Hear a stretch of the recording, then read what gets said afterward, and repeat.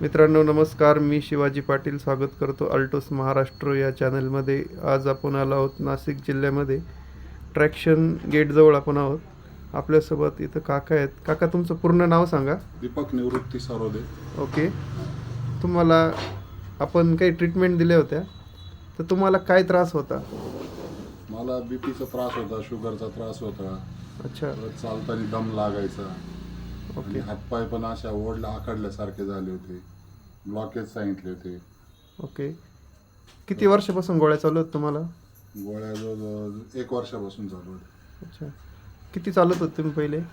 पहिले चालायचो मी अर्धा kilometre 1 kilometre असं. आता किती चालता? आता जवळ 3-4 किलोमीटर चालतो. अच्छा. जो त्रास तुम्हाला होता, आता तो किती % आहे?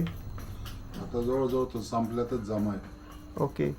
आणि आम्ही जे मेडिसिन दिले होते ते बंद करून किती वेळ झाला आहे? 2 महिने झाले. ओके. त्याच्यानंतर परत काही त्रास? काहीच नाही. कालच शुगर चेक करून आलो मी. ओके. जसं आम्ही म्हणजे समोरच्याला सांगताना आश्वासन देतो का शुगरची आणि बीपीची गोळी ही परमनंट बंद होऊ शकते.